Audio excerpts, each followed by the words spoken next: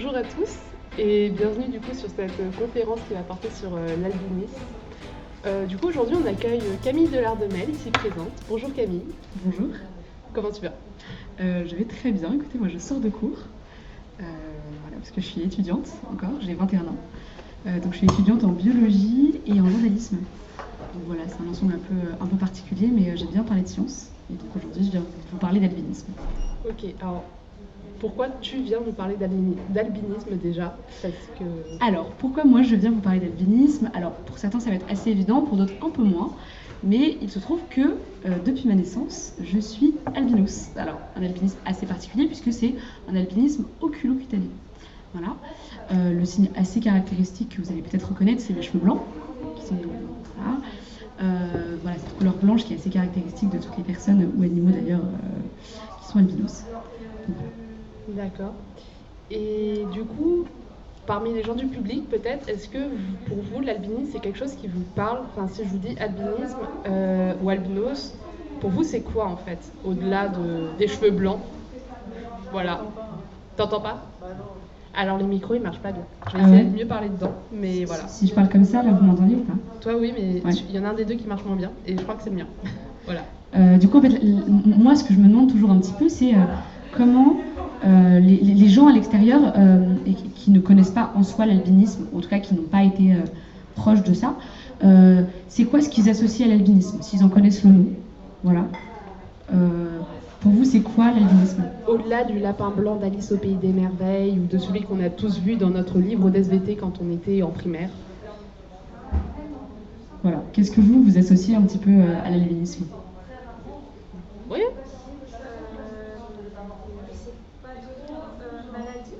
Ouais, malade. Ouais.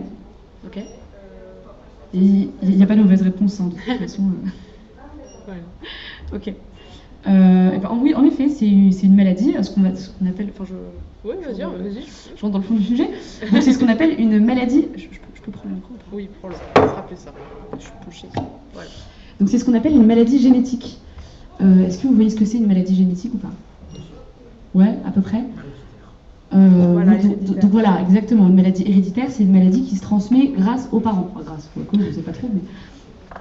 Donc, c'est-à-dire que voilà, moi, je suis née comme ça.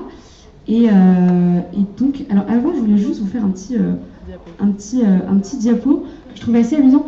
C'est un peu les images un peu clichés qu'on va avoir de l'albinos. Alors, je ne sais pas si vous reconnaissez la grande photo de ce mec un peu horrible quand même.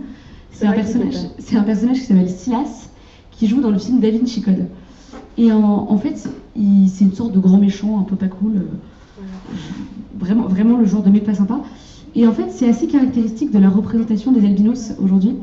Que ce soit dans des films, que ce soit dans des livres, il y a souvent en fait cette image un petit peu mystique, un peu bizarre, un peu étrange associée à l'albinisme.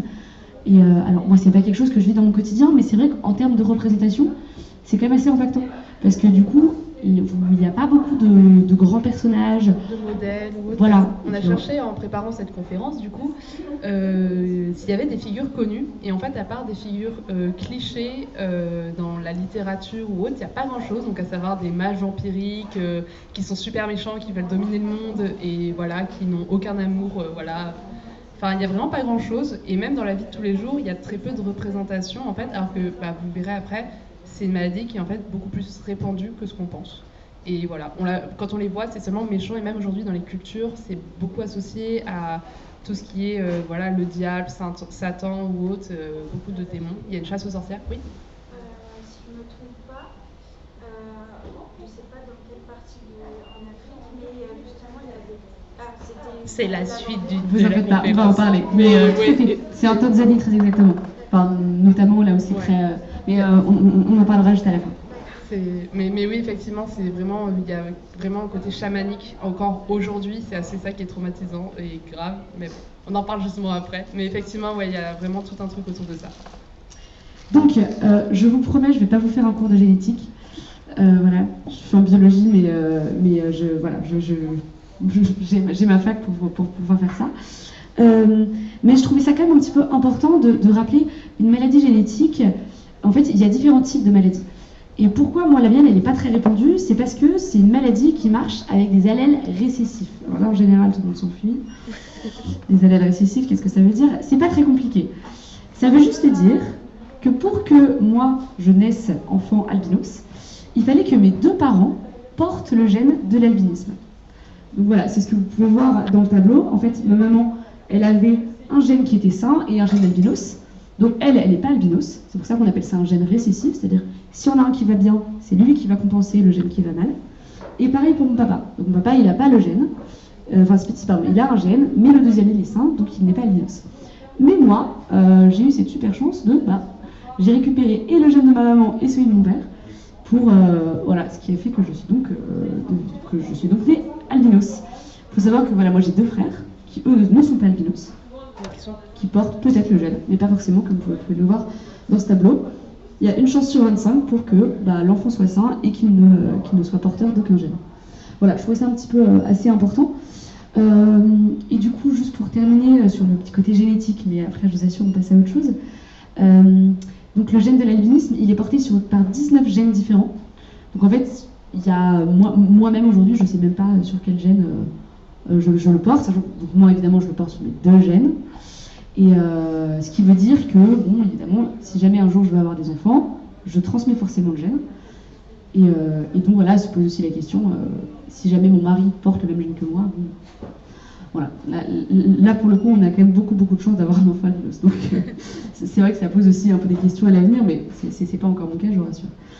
Voilà, et donc deuxième petite chose sur la partie médicale, il y a différents types d'albinisme.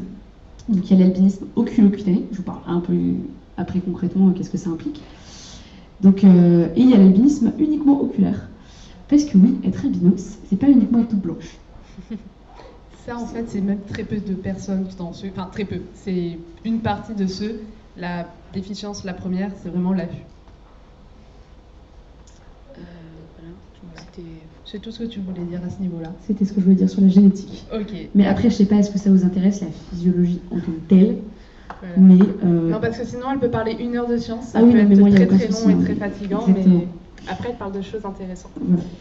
Peut-être juste, je me rends compte que j'ai peut-être bien appuyé sur un sujet qui est quand même un peu important. Parce que bon, à la limite, les cheveux blancs, ça, on s'y fait assez rapidement. Ce qui est un peu plus compliqué, c'est la faible acuité visuelle. Parce qu'il faut savoir que quand on est albinos, on a une très faible acuité visuelle. Ça va être de pair en fait avec la maladie. Donc, pour vous donner un petit ordre de grandeur, moi, je vois 1/10. Donc, une personne normale, elle voit plutôt 10/10. Voilà. On fait un petit peu... En général, les albinos, donc ceux qui ont la meilleure vision, ce qui est assez rare, ils ont plutôt 5/10. Et il y en a qui ont aussi moins d'1/10, qui sont presque aveugles. Ce n'est pas mon cas, moi je vois donc 1/10. Du coup, juste là, pour donner une idée, il y a le public. Est-ce que tu es capable de dire là actuellement combien il y a de personnes assises en face de toi? Non, je n'ai absolument pas la moindre idée de combien de personnes sont là. Du coup, nous avons 5 personnes en face, plus Luna qui nous fait des super photos pour nos réseaux. Voilà. Donc, ne m'en voulez pas si je ne vous regarde pas dans les yeux, mais je vous entends. Enfin, d'ailleurs, n'hésitez pas du coup à parler fort, comme ça, moi, ça me permet de bien vous repérer dans le public. La correction des lunettes. Comment? La correction des lunettes? Alors, en fait, il faut savoir que quand on a une très faible acuité visuelle comme la mienne, les lunettes, ça ne sert pas à grand-chose. C'est-à-dire qu'en fait... c'est du repos pour les yeux, pour que ça fatigue moins. Exactement. Il faut savoir que quand j'ai beaucoup d'anecdotes, donc je vais tenter de me limiter un peu, mais en petit exemple, quand j'étais petite, moi, j'étais tellement fatiguée parce que j'avais pas encore des lunettes bien adaptées, que je m'endormais tout le temps en cours. Donc, en plein d'école primaire, il y avait Camille qui faisait dodo. J'avais des siestes d'une demi-heure le matin et l'après-midi parce que j'étais très très fatiguée à cause de ça. Mais donc non, en fait, les lunettes, c'est uniquement pour le confort. Et un truc super chouette, c'est aussi, on a des verres qui sont sensibles à la lumière, c'est-à-dire que dès qu'il y a beaucoup de luminosité, les verres deviennent plus foncés. Parce que, oui, je me mélange un peu, mais bon, c'est pas grave, je vais tenter d'être claire. Donc voilà, je vous ai parlé du fait d'être malvoyante, et donc c'est dû à plein de choses, en l'occurrence dans le cerveau, dans la rétine. Et il y a notamment un élément, comme vous voyez, j'ai les cheveux blancs, j'ai la peau blanche, tous mes poils sont blancs. Ça veut dire que j'ai pas de mélanine. Je sais pas si mélanine, oui, ça vous parle? Donc la mélanine, c'est un petit truc qu'on a dans la peau, ce qui permet de capter le soleil, ce qui permet d'avoir de la couleur, et ce qui permet notamment de colorer les yeux. Et en fait, moi, comme j'ai très peu de... Enfin, j'ai d'ailleurs pas de mélanine, et ben en fait au niveau de mes yeux j'ai très peu de pigments, j'ai très peu de coloration. Ce qui fait que la lumière elle passe beaucoup plus dans mes yeux, ce qui entraîne une sensibilité beaucoup plus importante à la lumière. Et du coup, la mélanine, c'est aussi ça dans la peau qui fait en fait tous notre couleur de peau. Si aujourd'hui on est blanc, métis, noir, rose, bah, c'est le taux de mélanine qu'on a. Et du coup, toi, t'en as pas, c'est pour ça que tu es pâle comme un vampire. Exactement. Voilà.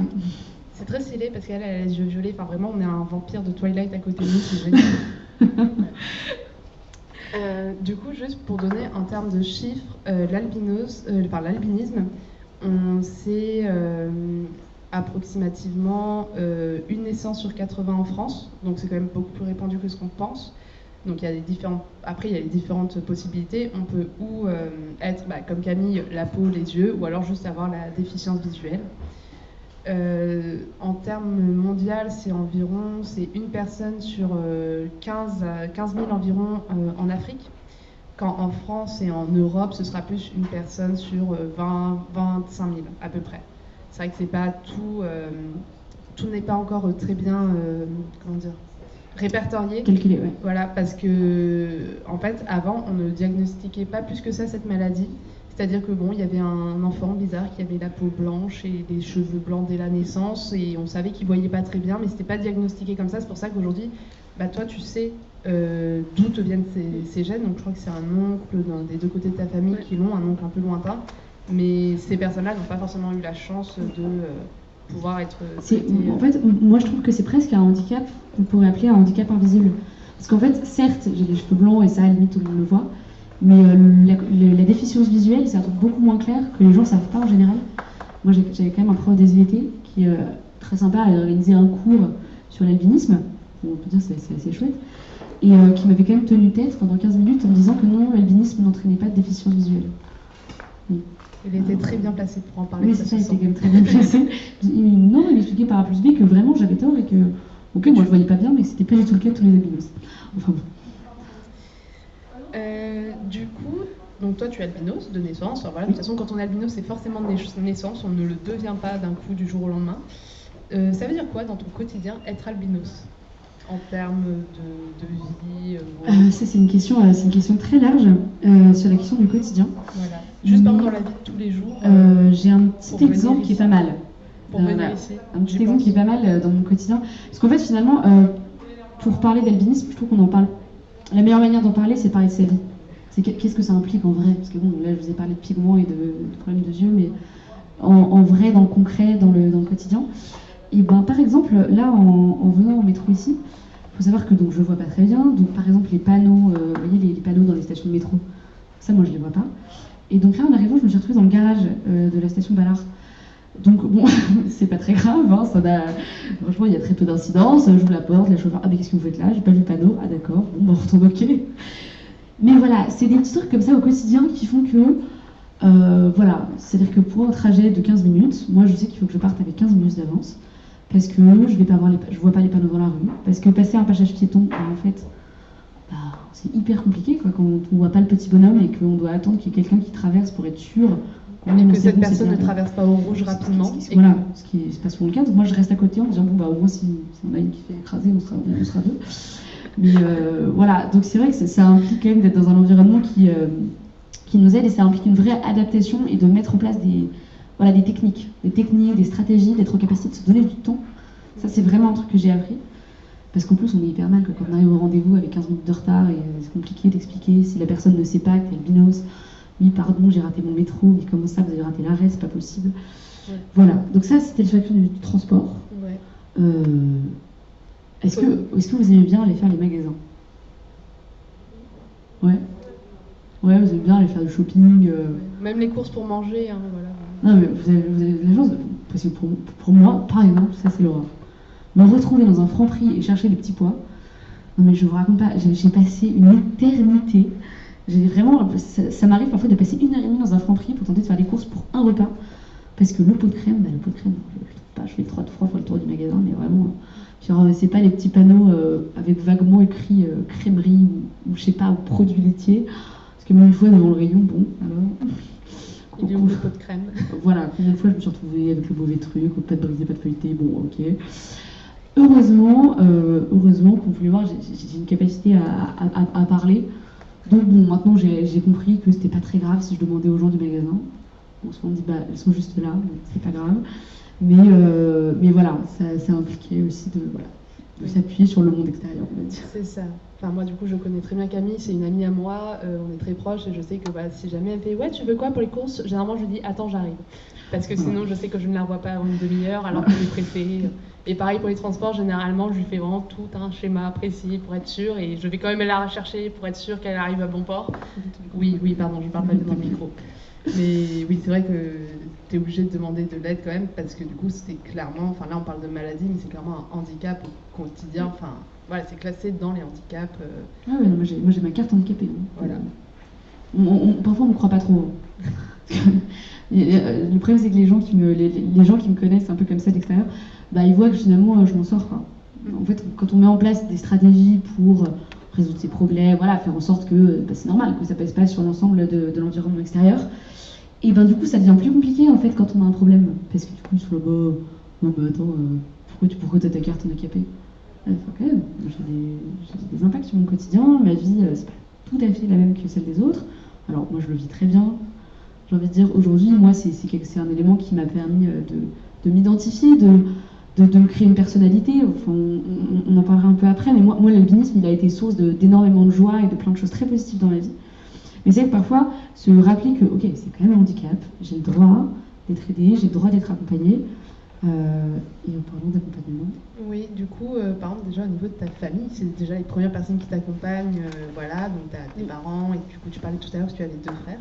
Bah, comment ça se passe avec tes parents? Déjà, comment ils ont vécu la chose quand on leur a dit voilà, bonjour, vous avez accouché, madame, vous avez un enfant albinos?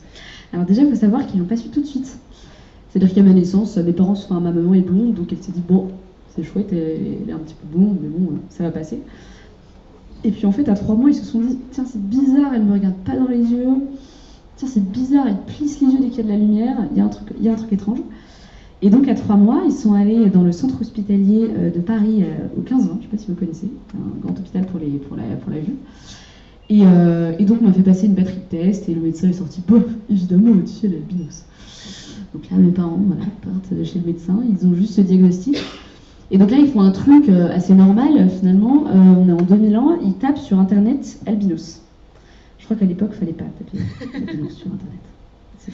Je crois que voilà, maintenant ça va mieux. Et d'ailleurs, moi, mes parents m'ont demandé pendant très longtemps de ne pas taper albinos sur internet. Parce qu'en fait, on voyait des photos un peu terribles d'enfants africains avec des taches partout. Enfin, c'était des images un peu plutôt très difficiles. Donc la première soirée, je crois, était un peu dure. Ils se sont un peu saoulés au whisky. Et puis le lendemain, ils se disent bon, on va faire avec. De toute façon, pas le choix. De toute façon, pas le choix, exactement. Et donc suite à ça, ils ont rencontré une association qui s'appelle Jeune Espoir, qui est l'association de l'albinisme français, qui leur a permis de rencontrer des gens, de discuter. C'est une association qui accompagne vraiment les parents dans tout ça. Et honnêtement, ça a peut-être été compliqué pour eux au début, mais ensuite, moi, personnellement, dans toute mon enfance, et ça a été des parents super. Bon, voilà, c'est filmé, ils le verront. C'est dit. Non, ça a été des parents super qui ont été très accompagnants, qui ont été présents. Jamais trop dans la protection, c'est-à-dire qu'ils avaient une capacité à me faire vivre des trucs. J'ai quand même fait, à 8 ans, je faisais des concours de saut obstacle à cheval. Donc je ne voyais pas l'obstacle, c'était le cheval qui voyait. C'était assez délirant quand même. Enfin, ils m'emmenaient faire du ski, donc du ski quand on voit rien dans la neige, tout est blanc. Ouais, avec les UV et tout de la neige, c'est sympa. Ouais, non, mais voilà. Donc, ils ont vraiment pris soin de toi, ça se voit. Ouais, j'ai même vécu 2 ans en Tunisie. Enfin, c'est-à-dire que voilà, ils n'avaient pas peur de me faire vivre des choses et c'est ce qui m'a. Voilà, ils m'ont toujours vachement fait grandir en me disant Camille, tout est possible. Voilà. Oui, t'as une petite différence, mais tout est possible. Donc voilà, ça c'est je pense que voilà. En ce qui concerne mes parents, ils ont vraiment toujours eu un regard très positif par rapport à ça. Et voilà, et pas du tout trop protecteur en tout cas. Et en ce qui concerne mes frères, donc ils ont eu des réactions assez différentes. Mais pour mon grand frère, ça a été très compliqué. Parce que mon grand frère, il était un peu fils unique. Enfant et puis là, voilà, enfant roi, normal, le fils aîné. Et tiens, là, il y a une petite blanche qui arrive. Et puis en fait, le problème, c'est que là, dès que les amis de mes parents arrivaient, et ben, il n'y en avait que pour Camille. Pardon, je m'appelle Camille. Je ne sais pas si je veux. Oui, si tu l'as dit. T'inquiète pas, je l'ai dit au début. Il n'y en avait que pour Camille. C'est-à-dire, Mon grand frère s'appelle Simon, on dit « Oh bonjour Simon, oh la petite Camille, comment elle va? Oh la pauvre choupette, comment elle va? Son handicap, machin, ça va, elle s'en sort, elle est pas en train de mourir. » Non, pas du tout. Et en fait, du coup, ça a développé un truc un peu compliqué chez mon frère. Il était là, c'est pas normal. Voilà, où suis-je, qui suis-je? Elle va me voler ma place, c'est pas possible. Et donc, ça a été un petit peu conflictuel pendant un certain temps. Parce que voilà, il y avait une question de voilà, comment lui allait pouvoir trouver sa place à côté d'une enfant un peu différente. Et c'était pas forcément, j'ai envie de dire, le regard de mes parents, parce qu'eux, ils étaient assez justes, ils me traitaient pas avec plus de considération que mon frère. Mais c'était plutôt les regards extérieurs, voilà, de la famille, ou de l'école, ou des amis, qui pouvaient être plus compliqués, parce que, en effet, une sorte de curiosité, est-ce que la petite albinos va bien? Et bon, l'aîné, c'est bon, tout va bien, on connaît quoi. Donc voilà. Et du coup, ton petit frère en revanche, mon petit frère, lui, il est absolument adorable. Il est arrivé après, quoi. Il est arrivé après. L'enfant albinos, c'était normal. Il y a quelques années, on avait discuté, il m'avait dit tu sais Camille, moi ça n'a jamais rien changé à ma relation vis-à-vis de toi. Donc voilà, des réactions assez différentes, mais je pense que c'est vrai, dans des cas de handicap comme ça dans les familles, c'est très important de faire attention à l'équilibre dans les fratries et voilà, comment inclure l'enfant en situation de handicap, mais comment faire en sorte aussi que ses frères et sœurs ne se sentent pas délaissés ou moins importants, ou voilà, et prennent qu'ils ont autant d'importance que l'autre, et que voilà. Okay. Et du coup, par exemple, on parlait avec tes cousins. Tes cousins, en fait, ils n'en avaient jamais eu conscience jusqu'à ce que justement tu te perds dans les transports et que leurs parents commencent à leur dire tu peux accompagner Camille qui est beaucoup plus âgée que toi dans les transports, et c'est là qu'ils se sont rendus compte. Mais en fait, vraiment, sinon, personne ne s'en rendait plus compte que ça. Je sais, j'ai des amis qui ont grandi avec moi pendant toute mon enfance et qui, en fait, c'était assez intégré. Enfin, ce qui montrait d'ailleurs l'intégration de qui j'étais dans la famille et dans les milieux dans lesquels j'étais. C'est-à-dire que je pouvais partir en vacances au soleil, ok, on tartinait de crème, comme tous les autres enfants finalement. Oui, voilà, c'est ça. Donc du coup, là, il y a déjà, tu as eu un super entourage, tu as eu cette chance d'avoir un super entourage avec ta famille, tes proches et tout, bon, ton frère, mais bon, après ça reste un frère, il y a toujours des conflits avec les frères. Mais sinon, du coup, après, les relations sociales qui se sont passées, au-delà du cercle familial, donc par exemple, quand tu étais à l'école, quand tu as rencontré des copains, des copines, comment ça se passait à ce niveau-là? Comment ils ont entendu la chose, compris, accepté? Est-ce qu'ils se sont rendus compte ou pas? Alors là, j'ai envie de dire que c'était assez différent, suivant les âges. Quand je suis rentrée en primaire, là, ça a été assez difficile. En maternelle primaire, parce que oui, on parle souvent de cette cruauté un peu des enfants. Et là, c'est avéré assez vrai. Donc voilà, globalement dans l'école, on traitait de petites vieilles, de cachets d'aspirine, on mettait des post-it sur la table pour maison de retraite, des trucs assez sympathiques quoi. Mais heureusement, on adore les enfants. Ouais, vraiment.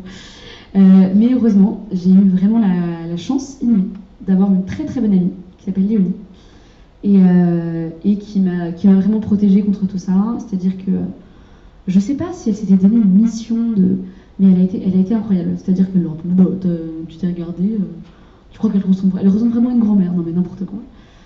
Et donc du coup, ça a fait qu'en fait avec le recul, j'ai pas été. D'ailleurs, j'aurais du mal à poser le mot harcèlement. Certains le poseraient comme ça, mais moi je l'ai pas vécu comme ça.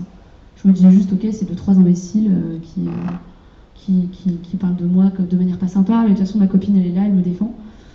Et donc c'est là où je pense qu'en effet, donc il y a le cercle familial, mais les relations amicales jouent des rôles énormes aussi dans notre manière de grandir avec le handicap. Je pense que j'en parlerais pas de cette manière aujourd'hui si j'avais pas eu des amis comme ça, parce que voilà, j'ai eu la chance d'être toujours très très bien entourée, que ce soit ensuite au collège, que ce soit ensuite au lycée. Voilà, j'ai eu des amis qui étaient présents, qui étaient conscients, qui s'adaptaient, mais qui ne me traitaient pas de manière différente quoi. C'est-à-dire que voilà, on me proposait toujours des trucs de dingue et je suis partie, je suis allée marcher sur les chemins de Saint-Jacques de Compostelle cet été. Je ne sais pas si vous voyez un peu les chemins de Saint-Jacques, mais c'est des montagnes, des gros cailloux, il y a du soleil, il fait 35 degrés. C'est quand même pas un truc que de base on me proposerait. Mais voilà, j'ai toujours eu des amis qui se sont adaptés, mais qui n'ont pas hésité à me proposer des trucs en se disant bon, après tout, elle est un peu comme tout le monde. Voilà, sans non plus me faire faire du VTT. Ouais, le VTT, ça tu te fais des accidents toute seule. Non, tout va bien. Mais du coup, donc t'as eu ces amis et tout, voilà. Et moi, je me souviens, parce que du coup, c'est ma grande amie, la première fois qu'on s'est rencontrés, est-ce que tu te souviens? On en a parlé il y a quelques jours pour préparer cette conférence. Voilà, c'est une prof de sport qui nous a mis ensemble parce que moi je me remettais d'une blessure, je n'avais pas le droit de trop courir et elle voyait rien. Il fallait que je sois en fait sa guide aveugle pour courir, la chose pas du tout pratique. Et du coup, moi je sais que ma première impression c'était vraiment, elle est relou celle-là. Pourtant elle est gentille, hein, mais elle est relou, faut vraiment la guider, faut tout faire pour elle, c'est compliqué. Et on a appris à se connaître après très rapidement, mais on s'est rendu compte qu'il y avait plein de trucs qu'on aimait bien dans les bouquins, le théâtre, les Chevaliers d'Émeraude, tout ça, la guerre des clans. Et c'est comme ça qu'on s'est rapprochés et tout, et que je me suis dit, ah ouais, bon, bah il y a un handicap, mais en fait, il y a plus que ça derrière, et bon, bah s'il faut courir avec elle et la tenir par la main en cours de sport, soit, ça reste quand même une fille sympa. Mais c'est vrai que ouais, pour les manières d'accepter ça, c'est toujours un peu particulier, et aussi bah, comment se positionner, parce que bah, y a Camille, et il y a Camille, le handicap, entre guillemets, voilà. C'est toujours compliqué de faire la part des choses entre toi et ton handicap, de dire comment on en fait trop ou pas assez. Voilà, pour t'aider, t'accompagner. Moi, j'ai l'impression d'être trop protectrice parfois avec toi. Mais. On va faire une séance de psychanalyse amicale. Non, ça va, t'es pas trop protectrice. Je te le dirai si. Et du coup, donc les relations amies, et au niveau, par exemple, bah, des relations amoureuses. Est-ce que ça change quelque chose d'être amoureux ? Alors, moi, je veux dire un truc horrible. Je sors des dossiers. Allez, on sort des dossiers. Mon père, quand j'étais jeune, je sais pas, j'avais 14 ans, vous savez, on est un peu dans la fleur de l'âge, on se dit, voilà, on est un peu fleur bleue, enfin je le suis toujours, mais c'est pas grave. Mon père me dit, non mais tu sais, avec les mecs ça va être compliqué si t'es albinos. Je vous dis pas, hein, t'as 14 ans, ton père te dit ça, en plus ton père, c'était encore un peu ma figure. Wow. Et donc ça m'a un peu marqué, je me suis dit, merde, en fait, est-ce que c'est vrai, est-ce que ça peut m'impacter je vais pas vous mentir, pas du tout. Voilà. Je crois que, en fait, je pense que si ça impacte quelqu'un, c'est peut-être juste moi, dans mon regard de moi vis-à-vis de moi-même. Mais en tout cas, dans les garçons et les filles que j'ai rencontrés, c'était pas du tout le sujet. C'était pas du tout le sujet. Et en fait, en général, alors c'est vrai que parfois ça implique du coup d'être plutôt amis avant, histoire juste de tenir un petit peu au courant l'autre, de bon, qu'est-ce que ça implique, ok. Mais ça n'a pas changé. Voilà, et j'ai été justement assez étonnée parce qu'en fait, à chaque fois, comment on peut appeler ça, mes partenaires, voilà, étaient plutôt très open et très ok. Et ça n'a jamais été un problème majeur. Je pense que la question se posera de manière plus précise si jamais un jour j'envisage de me marier. Je sais que pour pas mal de couples, ça a été un vrai sujet. Est-ce qu'on décide d'avoir des enfants naturellement? Est-ce qu'on n'en a pas? Faut savoir que moi, je peux pas passer mon permis. J'ai pas le droit. Donc ça, c'est des choses aussi qui influencent sur le mode de vie. Est-ce qu'on peut aller vivre à la campagne? Pour moi, c'est quelque chose de compliqué. Donc voilà, je pense que ça, c'est des situations dans lesquelles ça se pose plus. Bon, moi, je suis pas encore. Donc... Oui, je te laisse le temps. Oui. Et du coup, donc on a le cercle familial, le cercle d'amis qui t'ont beaucoup aidé. Et du coup, bah, là aujourd'hui, du coup, tu es en études supérieures de journalisme, biologie, après avoir fait 1 an de médecine. Oui, elle a fait 1 an de médecine, elle est un peu tarée, à se plonger dans des bouquins écrits tout petits alors qu'elle y voit rien. Et tu as survécu, bravo. Mais du coup, comment tu as réussi à arriver là? Parce qu'on peut se dire, bon, ok, la fille, elle voit rien. Comment elle a fait pour s'en sortir déjà avec le primaire, le collège, le lycée faut savoir que moi, mon école primaire, au début, elle ne voulait pas m'accepter.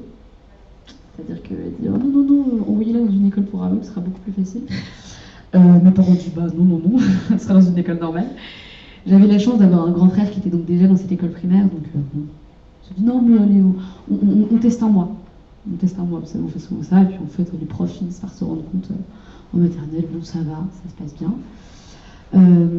Arrivé en CP, ça devient un peu plus compliqué, parce que là il commence à y avoir un tableau, et là le tableau moi je vois pas. C'est-à-dire, je vois pas ce que la prof écrit, donc pour apprendre à écrire, c'est pas facile. Avoir des livres de lecture où c'est écrit petit alors qu'on doit apprendre à lire, c'était pas évident. Et donc là, mes parents, il va falloir se renseigner, trouver des méthodes. Donc je me suis retrouvée avec alors on était, je sais pas, on devait être en 2006-2007, donc les super ordinateurs comme ça n'existait pas. J'avais une sorte d'énorme machine avec une caméra comme ça, qui prenait le tableau, qui le mettait là. Mais c'était incroyable comme outil, hein, quand j'y repense. Et en dessous, il y avait une sorte de petit plateau qui bouge, où je mettais mon livre, et ça projetait en grand le texte. Okay. Voilà. Le seul truc qui était pas cool, c'est que du coup, j'étais tout au fond de la classe. Donc pour voir le tableau, c'est encore moins pratique. Ouais, mais attention, je le voyais pas. Mais et en fait, du coup, j'ai pas du tout aimé cette machine. Je l'utilisais jamais, j'avais pas envie. En fait, très vite, tout ce matériel qui devait en soi m'aider, c'était pas du tout un truc qui me plaisait. Ça m'allait pas, ça me convenait pas. Je l'ai quand même utilisé à peu près en CP, mais j'écrivais pas très bien.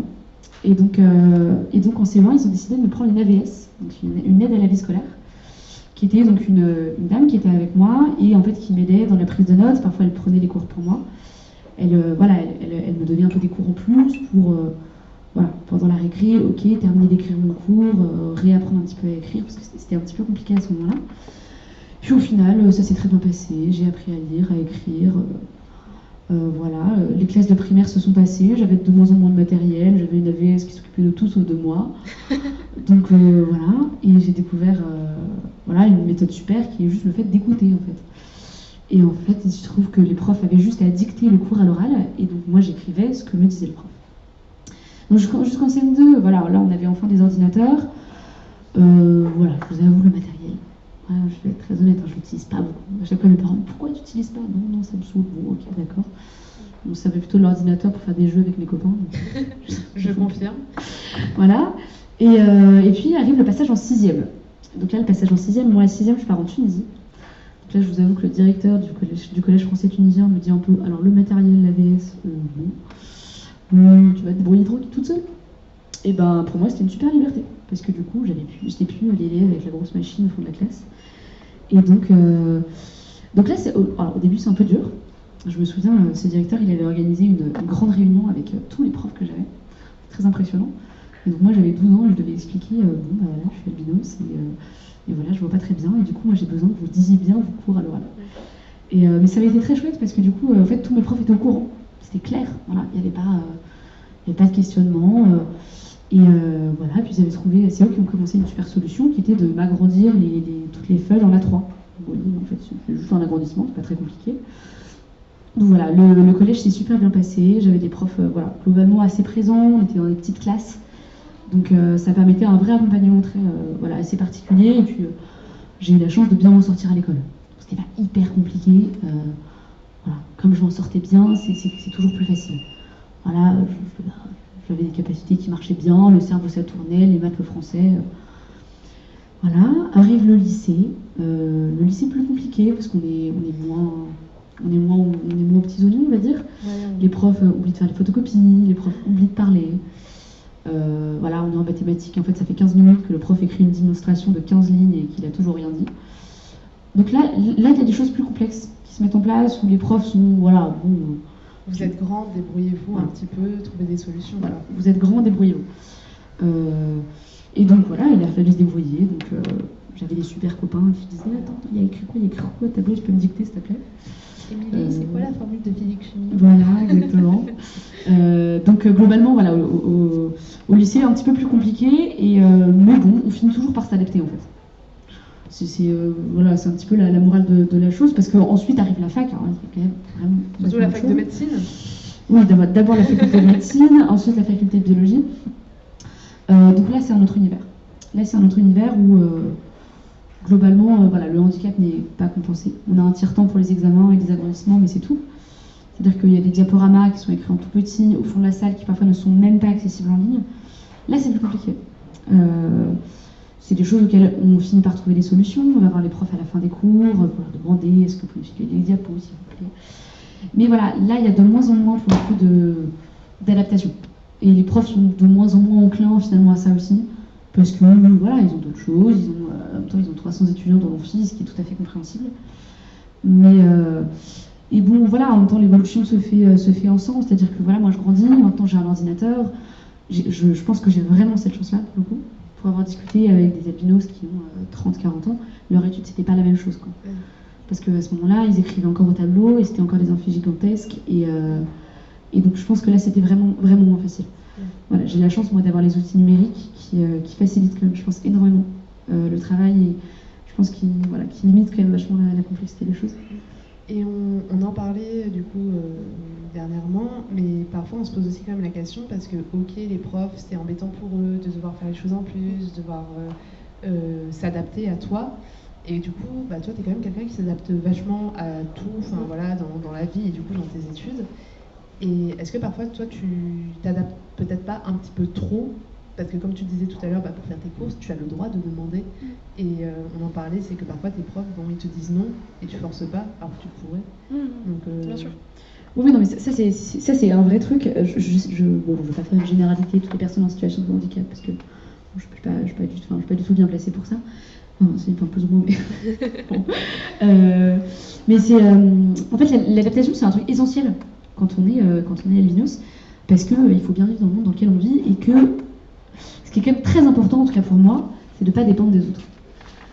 C'est normal, on a tous envie d'être autonome, on a tous envie de pouvoir, de pas dépendre constamment de personnes autour de soi. Et en même temps, c'est vrai qu'il y a un moment où trop s'adapter, ça conduit quand même à des situations. Je me souviens quand même de plans dans lesquels je me suis retrouvée, où je devais aller à Noisy-le-Sec, me retrouver dans les sortes de gares de RER où il y a à peu près 15 lignes, où moi je vois rien. Donc je pars même pas avec 15 minutes, je pars avec 1 heure d'avance, parce que je sais très bien que je vais faire 15 fois le tour de la gare pour tenter de trouver la bonne direction de RER. Donc il y a des moments où on s'adapte trop, il y a des moments où il faudrait aussi être en capacité de dire là vraiment je suis désolée, mais là vraiment c'est pas possible. Et encore aujourd'hui, pour moi, je pense que je suis encore étudiante, moi je côtoie soit des amis, soit de la famille, soit des profs. Je pense que dans le milieu professionnel, là, ça pose aussi beaucoup plus de questions. Pour avoir déjà fait quelques stages, et avoir eu un maître de stage pas particulièrement sensible à ça, là c'est plus complexe, parce que là il y a des enjeux, vous travaillez, vous avez des missions à remplir, et quand vous arrivez avec une demi-heure de retard, c'est compliqué de toujours dire, en fait, je ne m'en sors pas dans le RER, je me suis encore perdue. Parce que vous dites à 1 fois, vous dites à 2 fois, mais les personnes se disent c'est pas possible, on peut pas se perdre 15 fois, mais si, je vous assure qu'on peut se perdre 15 fois dans le RER. Surtout dans les grandes gares type Châtelet, voilà. Déjà pour nous c'est la hantise, Châtelet, disons-le, mais on pourrait. Voilà. Alors une fois on l'a fait 1, 2, 3, en vrai, en général, au bout de 4-5 fois, c'est bon. On va par cœur, on connaît le trajet. Mais, il faut plusieurs trajets pour que tu t'en sortes. Et moi, c'est qu'aujourd'hui, actuellement, on se pose la question de la reconnaissance de qualité de travailleur handicapé. Je ne sais pas si vous connaissez la RQTH. En fait, c'est un statut qu'on peut avoir de reconnaissance de travailleur handicapé. C'est un statut en fait, assez avantageux, parce que ça donne pas mal d'aide de l'État si on a un travailleur en situation de handicap. Et c'était une vraie question pour moi. Est-ce que je le prends ou pas? Parce que ça veut dire que, est-ce que sur mon CV, je marque ça? Est-ce que je remarque que je suis une personne en situation de handicap? Aujourd'hui, c'est quand même un truc. Moi, j'ai pas de réponse aujourd'hui à ça. Est-ce que c'est un avantage sur un CV? Parce que ça va apporter de la différence, parce que il y a des indemnités, mais ça peut aussi être une valeur ajoutée pour une entreprise. Ou est-ce qu'une entreprise dira non, personne en situation de handicap, non, on ne veut pas, c'est trop compliqué. Donc ça, c'est vrai que c'est un vrai sujet, et même dans un entretien d'embauche. Est-ce qu'on en parle? Voilà. Bon, moi, j'ai pas trop de réponse pour l'instant. Parfois j'en parle pas. Mais, tu m'amènes un peu vers ma prochaine question, c'est que du coup, toi déjà, est-ce que tu te considères au quotidien handicapé ou pas? Ou est-ce que pour toi, non, juste t'es albino si tu fais ta vie? Moi, je vous avoue, parfois je croise le miroir et je me dis, ah oui, c'est vrai, je suis albinos. Ouais. C'est pas du tout un truc, c'est pas un truc qui me matrixe au quotidien, quoi. C'est plus, moi j'ai toujours un regard assez joyeux par rapport à ça. Je veux dire, j'ai raconté une petite anecdote, mais quand je suis arrivée au lycée à Paris, je prenais des transports absolument pas possibles, et moi j'ai un peu petite provinciale, j'habite en Picardie à la base, et il faut savoir que tout le premier mois, à chaque fois que je prenais les transports, je me suis volé un truc. Donc je me suis fait voler à peu près 4 téléphones, 3 portefeuilles, on avait fini par me voler ma valise à Gare du Nord. C'était complètement délirant. Et du coup à chaque fois, j'appelais, alors si j'avais pas mon téléphone je pouvais pas, mais j'appelais mes parents pour leur dire je suis désolée, je me suis encore... En fait à la fin c'est juste devenu un running gag. Oui. Et voilà, mais en fait c'était juste drôle, et j'avais des parents qui disaient ok c'est pas grave, et du coup on en rigolait, et donc ça rendait pas les choses compliquées. Et donc je crois que même mes parents c'est les premiers à rigoler de ça et se foutent un peu de ma gueule. Et donc du coup ce côté très positif, je sais plus du tout où est-ce que je voulais aller, bon bref. C'est pas non mais ce côté très positif et très on en rigole et très c'est sympa. Pour toi c'est pas un poids de dire je suis albinos et je suis du coup handicapée vu que ça fait partie de mon handicap? Moi je dis plutôt personne en situation de handicap. Oui c'est vrai. Voilà, mais je sais mais c'était la prochaine question, c'est que tu as voulu parler aussi de handicap et tout ça. Oui, bien sûr. Donc pour moi c'est pas un tabou. Clairement dès que je rencontre des personnes je leur dis aujourd'hui je vois pas bien, si tu veux me poser des questions il n'y a aucun problème. Parce que je trouve ça beaucoup plus facile, personnellement, de me dire, on en parle, comme ça si tu sais pas, tu me demandes, et si moi j'ai un problème, je te le dis. Ouais, ça facilite quand même vachement les échanges. Après, évidemment, on peut pas faire ça dans toutes les situations, dès qu'on rentre. chaque rencontre, c'est pas possible de à chaque fois expliciter, et puis on n'a pas forcément envie non plus de tout déballer. Il y a des moments, parfois, on a juste envie de dire ok, c'est bon, mais voilà, je pense que moi aujourd'hui, ce qui m'a vraiment aidé à en parler aujourd'hui et à vivre au quotidien, c'est voilà, c'est ce recul, c'est ce fait de dire d'une part j'ai de la chance parce que mon espérance de vie elle n'est pas en jeu. Ouais, je vois pas bien, évidemment ça influence mon quotidien, mais il y a quand même plein d'autres maladies qui sont, on va dire, plus impactantes. Alors il y a forcément pire que soi, c'est sûr, mais voilà, et puis en rigoler et en voilà. On peut dire le handicap heureux ou pas? Oui, je sais pas, non je crois pas. Enfin, c'est un peu moi qui dis ça pour moi, mais voilà. Mais donc parler du handicap, oui. D'ailleurs, je pense que c'est important. Je pense qu'on n'en parle pas assez et que parfois pas mal de personnes qui sont porteuses de handicap n'osent pas non plus le faire parce que c'est pas un sujet qu'on apporte facilement, parce que pas mal sont gênés d'en parler, que ce soit le parce que ça peut paraître comme un sujet tabou et complexe, alors que pour moi voilà, ça devrait être un sujet facile. Et je pense que ça serait plus évident du coup, pour les personnes avec qui ne le sont pas et pour les personnes qui le sont. Ouais. Bah, c'est vrai qu'aujourd'hui se pose toujours la question, comme tu disais pour travailleurs handicapés, c'est qu'aujourd'hui malheureusement on est dans une société où on voit ça comme presque quelque chose de négatif, alors que clairement Camille, je suis une personne très joyeuse, très gentille et incroyable qui sait faire plein de choses. Voilà, parce que ce qu'on ne dit pas, c'est qu'elle fait quand même de la musique, elle a appris à jouer du piano. On parle vraiment du truc avec des touches blanches et noires qui sont à des espaces irréguliers. Et elle joue très bien et elle est très douée dans ce qu'elle fait. Mais du coup, oui, c'est vrai qu'aujourd'hui, dire qu'on est handicapé, ça a une connotation assez négative. Et voilà, c'est tout le tabou et le fait que les gens ont du mal à en parler. Et d'ailleurs, ce qui fait aussi que certaines personnes, albinos notamment, ne se reconnaissent pas comme personnes handicapées ou même en situation de handicap. C'est pas quelque chose qu'ils associent. Il y a tout un questionnement aujourd'hui sur est-ce que c'est une maladie, est-ce qu'on parle de handicap, tout un vocabulaire, je pense qu'aujourd'hui qu'il faut aussi explorer, parce que c'est vrai que quand on parle de différence, c'est jamais facile parce qu'on peut toujours avoir une sorte d'entre-deux où en fait finalement on porte tous des différences et en même temps on ne peut pas non plus dénigrer qu'il y a certaines différences qui sont quand même parfois un peu plus compliquées que d'autres.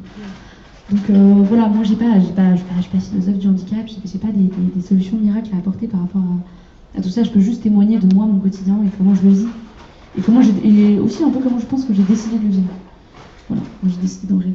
Ouais, bon, tant mieux. Oui. Non, je voulais juste rebondir sur un élément que tu as apporté, sur l'action de la musique, qui est pour le coup, en effet, je pense qu'un des domaines qui m'a vraiment permis de, moi, personnellement, m'accomplir. Devenir qui tu es aujourd'hui. On va dire ça. De m'accomplir en tant que personne. Très jeune, j'ai commencé le piano. Et comme vous devez savoir, souvent, quand on a une déficience, moi, je suis malvoyante, et on a d'autres sens qui se développent. Et donc, moi, j'ai eu la chance, mon ouïe s'est vachement développée.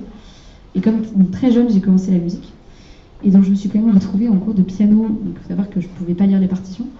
Donc mon père avait construit une sorte d'engin comme ça, qu'on accrochait au pupitre du piano. C'était incroyable, c'était une sorte de bras télescopique avec il y avait une grue. Un truc pour poser une partition pour que je les ai juste devant moi.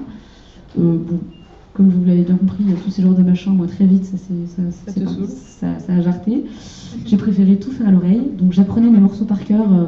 J'apprenais les notes, c'était assez délirant. J'ai fait quand même 8 ans de conservatoire.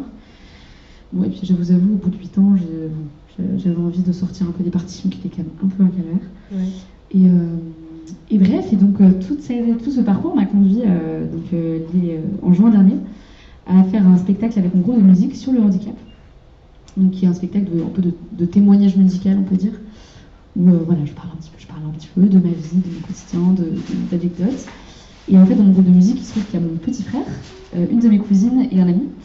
Et donc en fait, c'est témoigner donc pour moi du handicap et de la différence, mais aussi comment on vit avec le handicap et la différence. Et du coup, voilà, eux ont aussi témoigné de comment eux perçoivent ça, comment eux ont grandi avec moi, et dans quelle mesure ça a aussi impacté leur regard sur le handicap à l'extérieur. Et mon petit frère avait dit quelque chose qui m'avait vachement amusé. Du coup, en fait, lui, il y a un truc qu'il fait, c'est à chaque fois qu'il parle de quelque chose à quelqu'un, regarde, je sais pas, ça peut être regarde le magasin, il fait toujours hyper attention, est-ce que la personne a bien vu? Et c'est des sortes de réflexes assez étonnants, en fait, qu'il a pris. Parce que, évidemment, il avait une grande sœur qui voyait pas grand-chose, donc à chaque fois, il ne peut pas lui dire, regarde le bel oiseau qui vole, là. Et donc, voilà, une sorte de petit réflexe qu'il a pris Donc voilà, et en général, les personnes qui m'entourent, plutôt. Voilà. Je ne sais pas si on a d'autres. Ah oui. Oui. Et donc du coup, on voulait parler aussi, on l'avait évoqué au début grâce à Adam là-bas, parce que toi tu as eu la chance du coup d'être albinos en France, donc tu as eu des parents super sympas, qui t'ont super bien accueilli, qui t'ont accompagné, des frères, sœurs, amis, non pas sœurs mais amis en tout cas, voilà, qui t'ont bien entouré, et tu as eu la chance du coup d'être en France, où on est quand même si c'est pas parfait forcément pour le handicap, mais bien accompagné, où il y a des aides, mais ça se passe pas comme ça partout dans le monde, et notamment en Afrique. Voilà, alors, il faut dire, je préfère faire un préambule quand même. Dans la majorité des pays, c'est quand même un handicap qui est bien pris en compte. On a des super organisations qui sont présentes. On a une organisation internationale de l'albinisme qui se font des colloques tous les 3 ans. Donc voilà, on a la chance d'avoir un laboratoire de recherche à Bordeaux qui fait des recherches en génétique sur l'albinisme pour voilà, toutes les questions des tests génétiques. Donc voilà, il y a quand même beaucoup de choses qui avancent. Enfin, je trouve que c'est quand même important de le dire. J'ai la chance d'avoir une maladie sur laquelle il y a des recherches, ce qui n'est pas du tout évident. Et voilà, il y a des recherches qui sont faites, il y a des gens qui travaillent dessus. Et voilà, ça c'est quand même, je trouve déjà une très belle valeur ajoutée. Mais en effet, voilà, c'est pas le cas de tous les pays. Et notamment, en effet, en Afrique, le pays donc, le plus touché, c'est la Tanzanie. En fait, il se trouve que depuis un certain temps, en fait, les problématiques en Afrique, c'est qu'il y a un petit peu moins de mélange génétique. C'est-à-dire qu'il y a moins de mouvements de population. Et en fait, ça a conduit à une augmentation de l'incidence de personnes albinos. Donc il y a beaucoup plus de personnes albinos en Afrique qu'en Europe. Et donc il faut savoir que donc, des personnes... Je vais vous en montrer une. C'est celle que vous voyez là-haut. Là. Donc des albinos africains, c'est pas tout à fait la même tête. Voilà, ils ont les cheveux plutôt un peu roux et la peau un peu plus rosée que blanche, comme moi je peux l'avoir. Et donc, comme vous pouvez vous rendre compte, ça a entraîné une vraie discrimination de ces personnes-là en Afrique, qui étaient vues comme des sortes d'êtres un peu particuliers, un petit peu mystiques. Alors là, on parle de régions un petit peu voilà, d'Afrique profonde, où il n'y a pas beaucoup de mélange, pas beaucoup de contexte extérieur, et des sortes de mythes qui se sont un petit peu créés. Et donc malheureusement, suite à ces croyances, il y a tout un trafic d'organes qui existe depuis assez longtemps maintenant, depuis les années 80. Donc voilà, il faut savoir qu'un bras d'une personne albinos coûte à peu près $30 000. Voilà. Les organes, le cœur, en 2021, on a encore 3 enfants qui ont été retrouvés découpés en morceaux, prêts à être vendus sur le marché noir. Donc voilà, c'est des organes qui sont utilisés pour faire des potions. Il y a dans je ne sais plus dans quel pays, je crois que c'était en Namibie, il y avait une sorte de légende qui courait comme quoi si on avait une relation sexuelle avec une jeune fille albinos, on pouvait être soigné du sida. Voilà. Donc c'est des choses assez complexes et assez difficiles qui ont lieu en Afrique. C'est difficile de recenser parce qu'on n'a pas du tout tous les chiffres, mais il y a environ 80 personnes par an albinos qui sont soumises à ça. Et donc en dehors de ce trafic d'organes qui est quand même évidemment la pire chose qui puisse arriver, il y a aussi voilà, une certaine discrimination de ces personnes-là. Et d'ailleurs, sans parler de discrimination, leurs conditions de vie en Afrique sont très compliquées. Évidemment, il y a beaucoup plus de soleil, leur peau est beaucoup plus sensible, enfin, notre peau est beaucoup plus sensible, donc ça augmente évidemment l'incidence de cancer de la peau. Il y a l'apparition de pas mal de taches. Voilà, ils ont des quotidiens qui sont quand même beaucoup plus compliqués que moi à Paris, finalement. C'est assez facile, quoi. Disons que toi, tu as une crème solaire spéciale que tu peux mettre. J'ai des casquettes, j'ai des lunettes adaptées. Et eux n'ont pas cette chance et que c'est plus compliqué. Bon, je vais pas me dorer sur les plages en plein été. Oui, certes, c'est pas très grave. À la limite, ça, on peut s'en passer. Mais voilà, je trouvais ça important quand même de passer là-dessus. Après, voilà, il faut savoir que c'est quand même un élément assez minoritaire. Il y a pas mal de témoignages de personnes qui ont vécu ça, mais voilà, c'est quand même des réalités. Et d'ailleurs, c'est assez amusant parce que quand je dis que je suis albinos, alors première réaction, on peut me dire, mais c'est pas que les animaux. Non, du coup. Deuxième réaction, mais c'est pas que les Africains, ou alors, du coup, t'es africaine. Ah non, je suis pas non plus africaine, je suis désolée. Parce que voilà, c'est vrai que l'albinisme en Afrique, on en parle un peu plus qu'en Europe. Bon, et pour cause, il y a un petit peu moins de... Oui. Ben, en France, on parlait que c'est une naissance sur 80, alors qu'en Afrique, c'est une naissance sur 26. Enfin, surtout en Tanzanie, c'est une naissance sur 26, donc c'est quelque chose de quand même beaucoup plus répandu.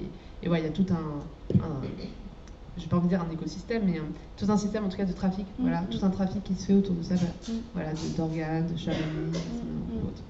Ouais, bien sûr. Non, je crois qu'on a tout dit. Bon, super. Bon, pour conclure, voilà, l'albinisme c'est une maladie, elle est ce qu'elle est, donc avec ses avantages, ses inconvénients. Moi, c'est quelque chose que j'ai la chance de bien vivre, mais je sais que c'est pas le cas de tout le monde. Et en tout cas, si jamais vous croisez des personnes lumineuses, aidez-les dans les transports. N'hésitez pas, oui, ça peut être toujours très pratique. Non, mais surtout, donc qu'est-ce que je veux dire ? Oui, évitez de les mettre en face d'une fenêtre. Ça, c'est un truc hyper important. Parce que ça les fenêtres, c'est très très très éblouissant. N'hésitez pas à leur faire des grands signes sur les quais, parce que ça, retrouver les personnes dans une foule, c'est très complexe. Et voilà, faut pas hésiter. Moi, mes amis, à chaque fois, Camille, on est là. Mais voilà, donc j'espère que j'ai pu un petit peu vous partager voilà, mon expérience, mon vécu. Si vous avez des questions, du coup, par conséquent, n'hésitez pas, ce sera avec grand plaisir. Bon, ça, oui. Moi j'avais une question, mais peut-être que j'ai coupé une information. Non, je vous en prie. Mais est-ce que vous arrivez bien à voir toutes les couleurs aussi Oui. Alors c'est plus ou moins compliqué parce que le fait de pas très bien voir fait que forcément l'appréhension des couleurs est plus complexe. Mais en fait, c'est surtout, on va dire que en soi, je suis pas daltonienne. Si c'est votre question, je suis pas daltonienne. Mais par exemple, beaucoup de lumière peuvent faire que je vois pas très bien. Des couleurs ou pas très bien les détails, enfin, tu sais, les détails évidemment, mais t'as besoin de contraste en fait, surtout entre les couleurs. Voilà, exactement. Si on met un mur blanc avec des petits papiers blancs dessus, elle verra le mur blanc, mais elle verra pas les papiers. Et enfin, par exemple, moi sur mon ordinateur, je mets souvent les documents en fond noir et écriture blanche. C'est un truc vachement pratique. Voilà. Avec plaisir. D'autres questions ? Alors c'est bon ? Non. Super. Super, merci beaucoup. Du coup, voilà, on a tout un échantillon de livres très intéressants qu'on a trouvé en même temps pour vous parler d'admis, de témoignages. Je vous en parlerai pas beaucoup parce qu'ils ont découvert plein que je ne connaissais pas. Mais si jamais ça vous intéresse, et notamment de comprendre un petit peu concrètement, physiologiquement, qu'est-ce qui se passe, ce petit livre, il est super, il est très très bien fait. Il est fait par mon asso, donc je fais un peu la pub, mais tu as le droit. Voilà. Il est très bien fait, il explique vachement bien. Alors, il y a écrit expliquer aux enfants et aux parents, mais vous êtes ni enfant ni parents, mais c'est pas grave. Voilà. Si jamais vous avez envie de savoir plus, c'est un petit livre très court, un petit mode d'emploi qui est voilà. Non, mais sinon oui, on a trouvé pas mal de témoignages si jamais ça vous intéresse de personnes qui sont donc en Afrique ou dans d'autres régions du monde, de Français aussi. On a une pièce de théâtre, un polar, des livres jeunesse, des BD. Celle-là, je la garde, je l'ai pas finie encore, mais vous pourrez la lire, elle est super. Sur justement une maman qui a découvert, un peu comme ta maman, 3 mois plus tard que son enfant était albinos. Et le témoignage est vraiment très beau et très profond et vraiment super intéressant. Donc voilà. Mais on a du coup tout un fond que nous sortons aujourd'hui, que vous pouvez emprunter dès maintenant. En tout cas, merci Camille d'être venue, d'avoir pris du temps après tes cours, de venir nous voir et de venir témoigner de ta situation, de ton quotidien, tout ça. Et merci à tous d'être venus à cette conférence et cette intervention. Merci beaucoup. Voilà.